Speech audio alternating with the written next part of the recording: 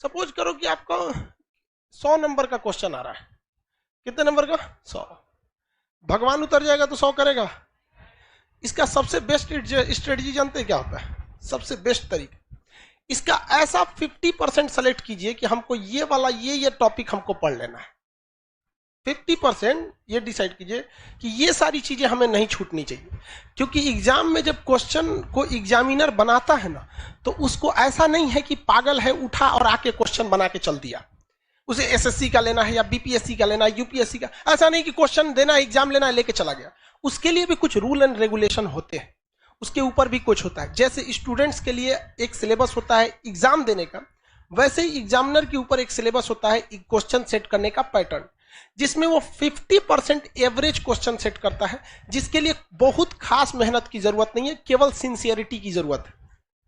इसके बाद का जो 30% क्वेश्चन होता है ये टफ होता है, और ये 20% उन्हीं को दिया जाता है जो बहुत होशियार समझते हैं अपने आप को, ताकि उन्हें बर्बाद कर दिया जाए। ये 20% क्वेश्चन किसी कीमत पे आपसे नहीं हो सकता है। देखो बहू, ये 20% कब हो सकता है? बोर्ड के एग्जाम में।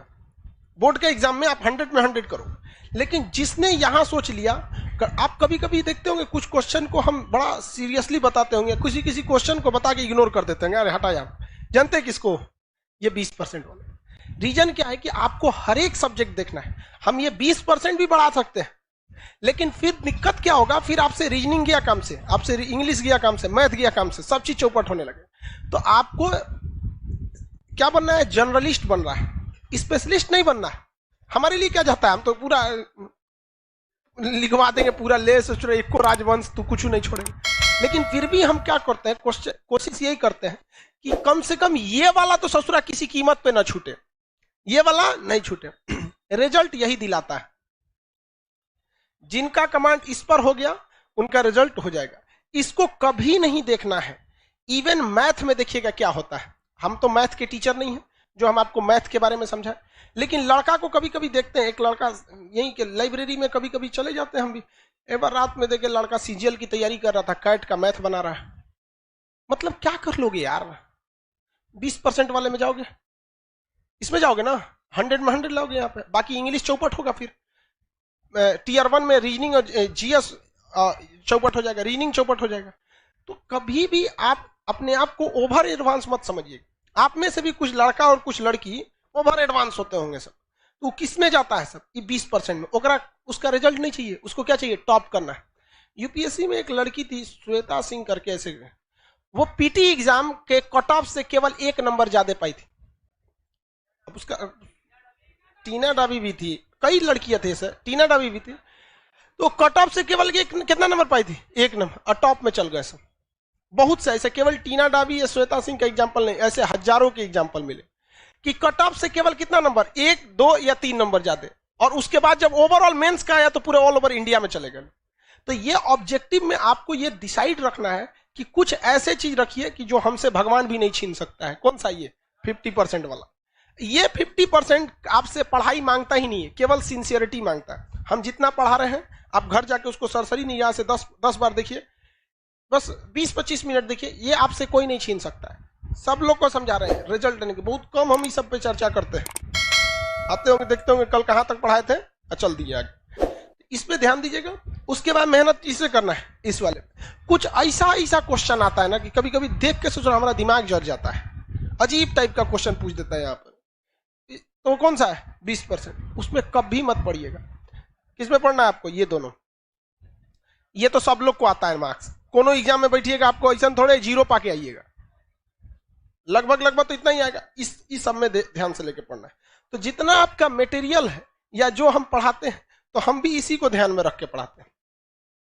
जब आप यहां तक पढ़ाई कर रहे होते हैं तो यहां बहुत मजा आता है। जब इसमें घुसते हैं तो थोड़ा दिमाग लगाना पड़ता है, और जब इसमें घुसते हैं तो बोरिंग लगने लगता है। क्या लगने लगता है? बोरिंग। तो ससुरा ये हमारा फेलो करा रहा है, पढ़ाई को बोरिंग भी बना रहा है। तो हमको भी गम ने मारा, तुमको भी गम ने मारा, इस गम को मारे डालो। समझ आ गया कि नहीं है? इसको बर्बाद कर दो, इसको छोड़ना नहीं है। यहाँ पे समझ आ रहा है कि नहीं आ रहा? तो आप लोग आज से पढ़िए। होली का भी लंबा गैप होने वाला है, जो पढ़ाए रहेंगे सब चौपट करके आ जाएंगे आप लोग, इसलिए दिक्कत हो जाएगा। आज आगे बताते हैं हम लोग कल्याणी तक में। कल्याणी कंप्लीट तो किए नहीं थे? आप लोग से कभी कभी कोई क्वेश्चन नहीं बने तो घबराना है? अब वही वो भी देखना है कि वो 20% वाला है कि 50% वाला में गड़बड़ हो जा रहा है। अब अगर कोई पूछ दे आपसे कि हर्षवर्धन को किसने पराजित किया, आपको कहेगा यार पुलकेशिन द्वितीय नहीं पता है सर, तो बोलबे किए थे 20% नहीं आता है। अरे यार लेवल भी तो ध्यान रखो, वो 50% वाला में से है, हाँ? उसको तो आपको हर हाल में पता होना चाहिए।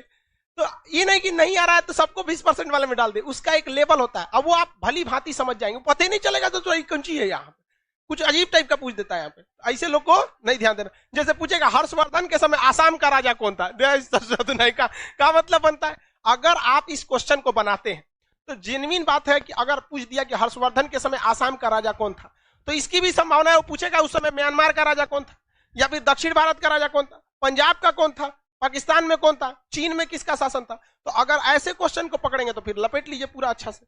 तो आपको ध्यान ये नहीं रखना है कि पढ़ना कितना है, डिसाइड ये करिए पढ़ना क्या है, बस इसमें ध्यान। इसलिए ज्यादा होशियार मत बनिएगा।